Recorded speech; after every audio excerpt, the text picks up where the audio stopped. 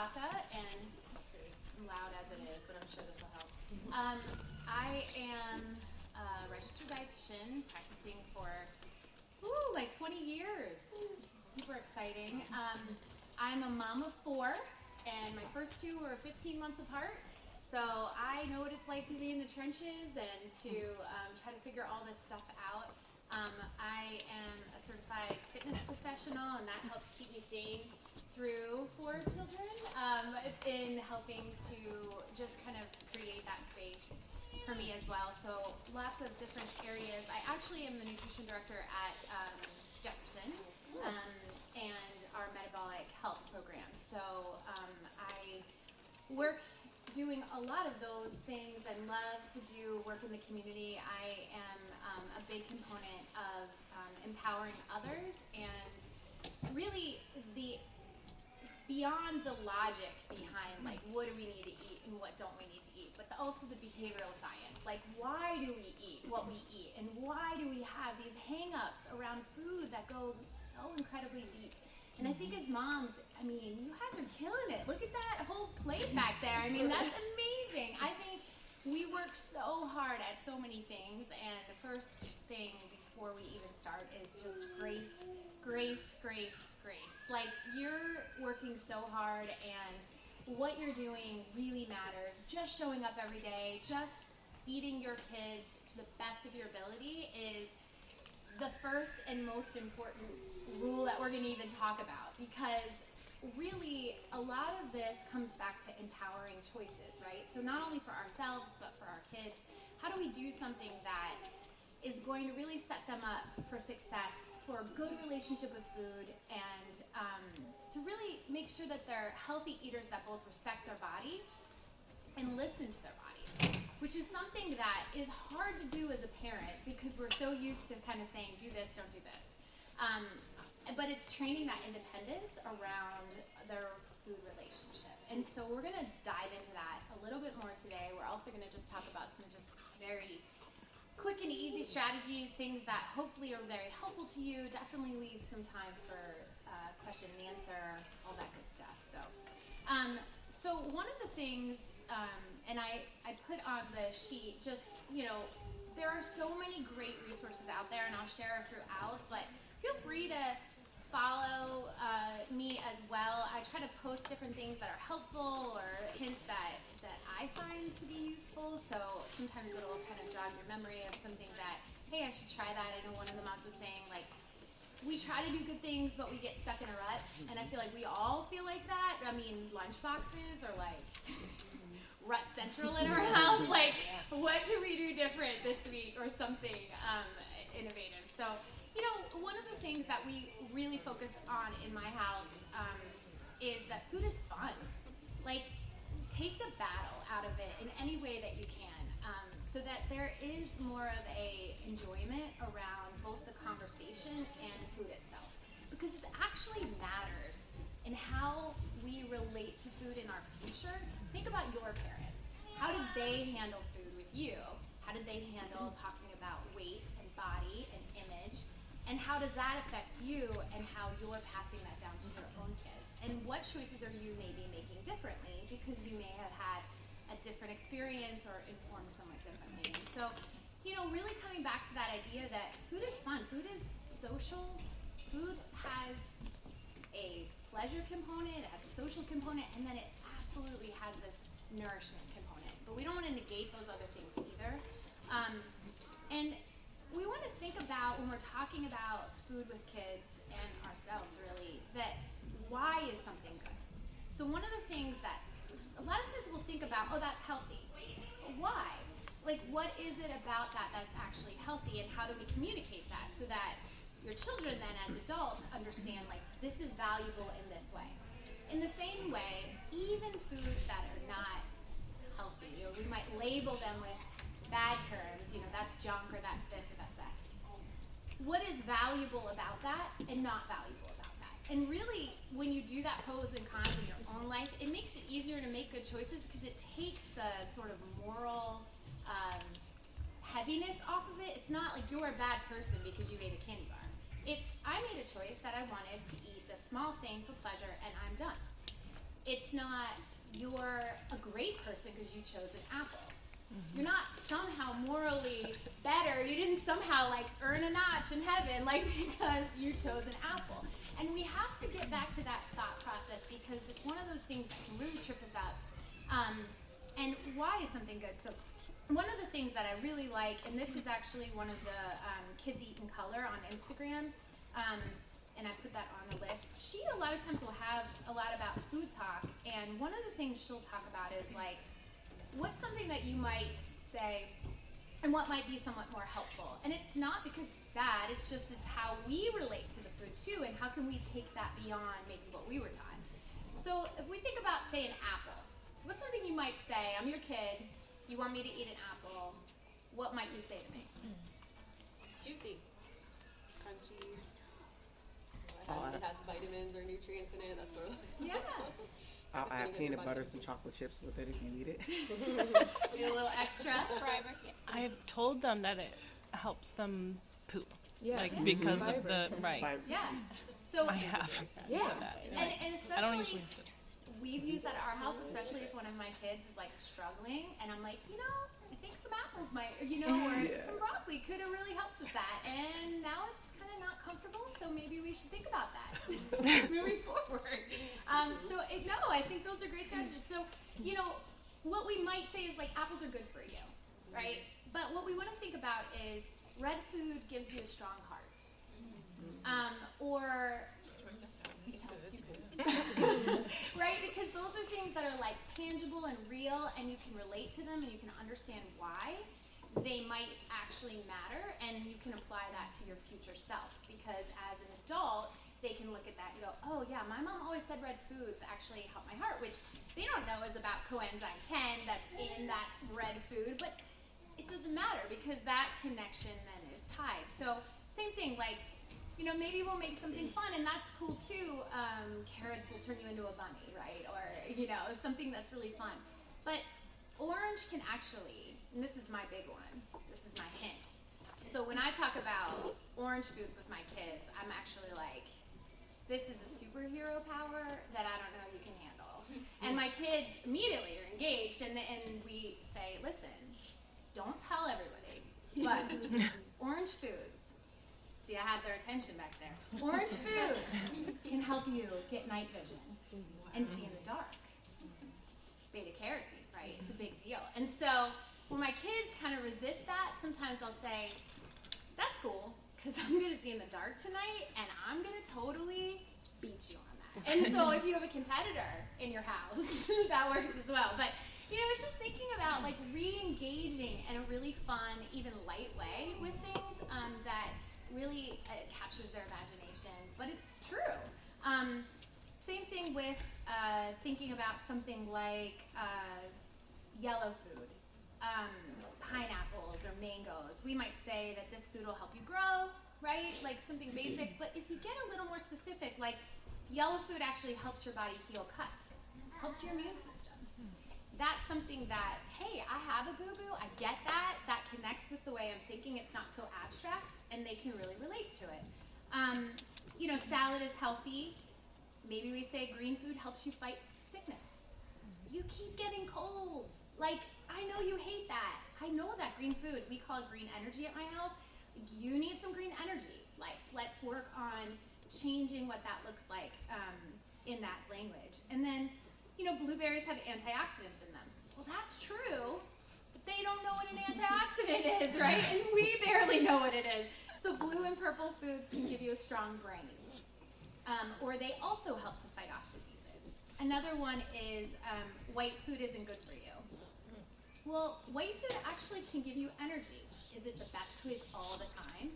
No, there's other options and other things, but like when we're thinking about the language around it, we try to keep it as positive as possible and make it as morally neutral as possible. It's not about bad and good. It's about really a choice. So it takes the power away from, I can't ever have it. Think about Halloween candy, like all this stuff that has now flooded all of our homes, right? And this idea that having a conversation to say, hey, which one are you choosing tonight? which one do you think you'll choose tomorrow?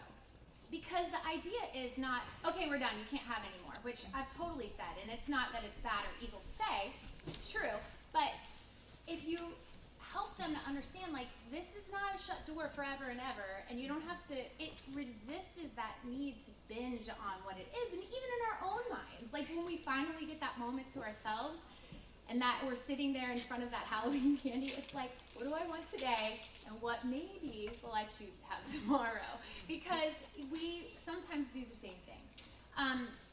So it's thinking about positive language, and then in the same way, you know, not creating as much of a hierarchy around food, because we want to come from that neutral place. So I am totally guilty of this, rewards, and even if you do this, then you can have this. And we all do it, and it's not, like, you're not a bad mom. But what it creates is a mindset that is actually a better option. Like, it's so good that I have to get through this to get that. And what that creates is long term, those are the things that then we then are valuing greater than the others. So it's like, okay, I'll slug through these vegetables just so I can get that chocolate, right? So it's how do we do it of, you mentioned too, like maybe it's a few chocolate chips with the apple, because it normalizes the concept that it's not this hierarchy. Do I do a lot of refined sugars with my kids? I really don't, because it has no real value, and to be honest, there's a lot of stuff that it does in the body, depending on our genetics, that can be really difficult. And as moms, it's even harder because, you know, we're all going through this journey. I mean, with 4, it was like a decade of pregnancy and then loss and then pregnancy. So that's like a decade of yo-yo dieting. And so, but not, it's just your natural body's response. And so going through that, a lot of those other things that weren't actually nourishing my body, but maybe just for like a stress relief or whatever, were actually creating a lot of challenges to where I was trying to get with my own goals. So I learned to see things in a different way, and I think as moms, it's one of the things that I'm a huge advocate of is respecting the food that we eat, but also really listening to our bodies. So being able to know, eat when you're hungry, stop when you're full, try to slow down just enough to be able to know the difference between what am I experiencing right now? Is this stress? Is this hunger? Is this I didn't eat all day long, or I've been eating plenty and I just like finally got a second to myself. Like asking yourself some of those questions and helping your children to ask themselves those same questions, because they actually are probably more keyed in to their biological responses than even we are, because we've learned to deny them for so long. So it's helping to empower them as independent human beings who can really be responsible for how much to eat from time to time, because you're responsible for really introducing and making sure that you're giving them the right things to eat and how often to eat.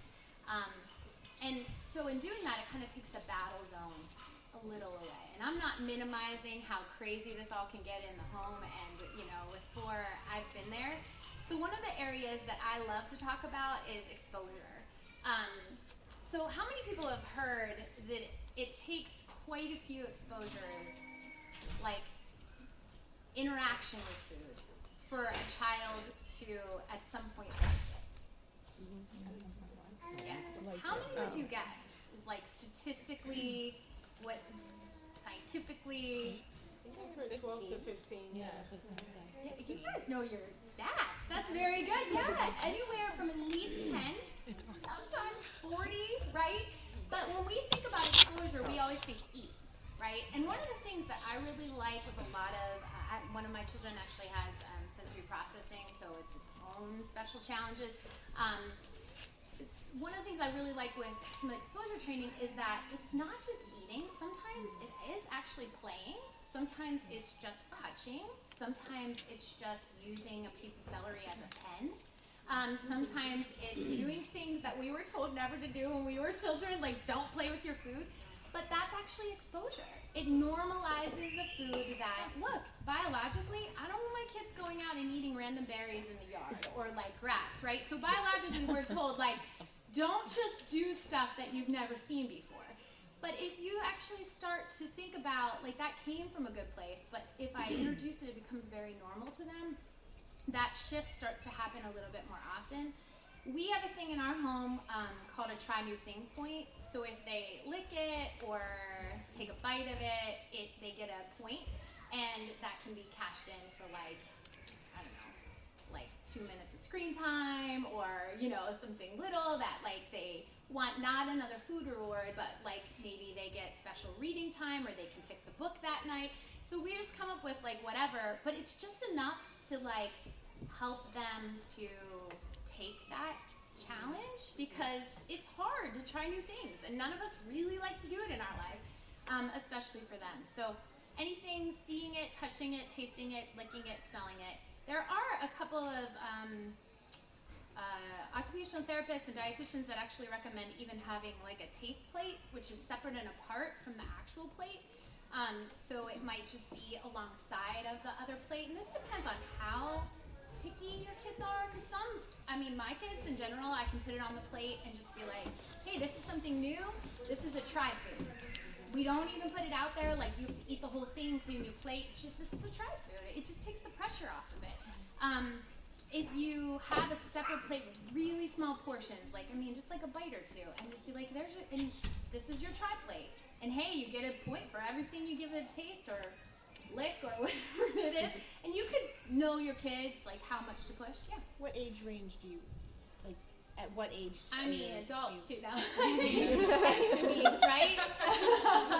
I think it just depends on where they are in the journey and how hard the food is for them, right? So, like, some fruits and stuff are, like, an easy sell. You can just put them on the plate and they'll go for it. But, like, something that that might be a little bit more challenging, or when you start combining foods as they get older, like casseroles or even like sushi, or like funny things that are just different. So we use that strategy just depending on what it is, and it's like a low pressure, give it a try, and it's just about, like, going back to that concept of exposure.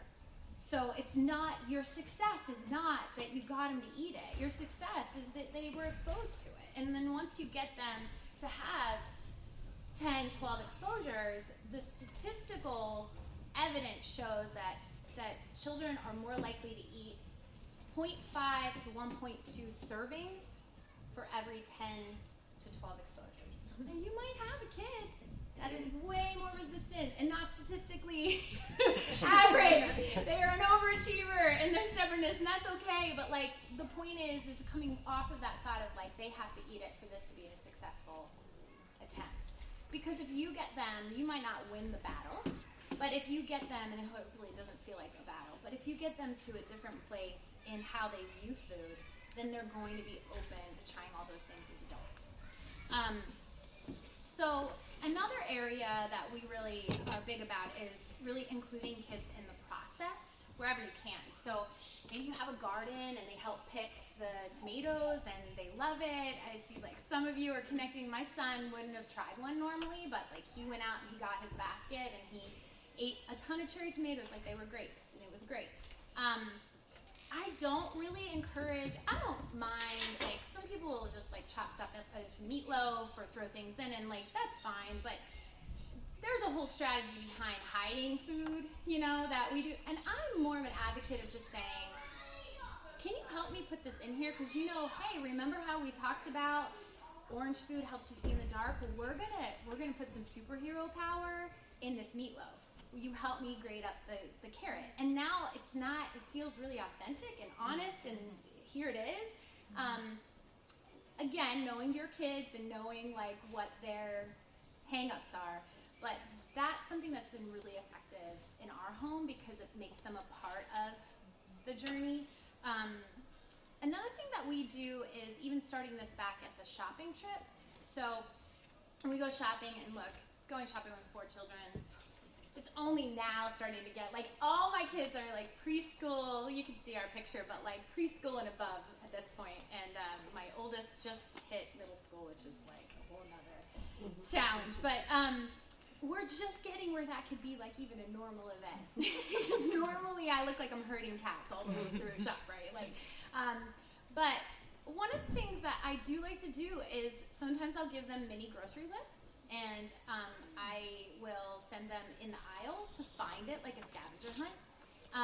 And again, like, that's your food. Remember how you picked that out at the grocery store? So will you help me make that tonight? And it just like changes their ownership of the whole experience. In the same way, we do a rainbow challenge where I'll say, okay, what color are you gonna do? Because of course we're always trying to eat the rainbow. We want biodiversity in the food that we're eating so that we get all these great nutrients. And so they'll get to pick a try new food in the grocery store that is a color of the rainbow. And they'll all get to pick one thing, and then everyone in the family tries it. So maybe it's like the most simple thing as like pineapple or whatever, but they've never tried it as a whole pineapple. They've tried it in a different form. Or maybe it's like star fruit or something like funky that even like changes. One of my kids tried a jackfruit the other day, and I was just like, oh my gosh, like you're challenging me even, which was actually very good. But I think that it gets them to think about, I want to try this, and maybe my siblings will try it too, because this was Jelana's food or this was JR's food. It's not mom's food. What if it's the new flavor of M&M's? Well, we do set some boundaries around it. Good one. I know my kids would try that if they could. We do set some boundaries about it. Like I'll say fruit or vegetable, Okay. you know, and I'll just say like because we go back to that nutrient thing. Yeah. You could, I mean, look, if they brought that back, the conversation would be, well, that is the color, but you know, this is doesn't have any of the same powers that some of the other ones did, and we want to like really power up this week because you have soccer practice and you have this and that. So maybe try again. But you know, you've got lots of M&Ms at home from Halloween, so maybe you can have one or two later or whatever. So I try to kind of move in that direction. Another fun thing is like remembering to go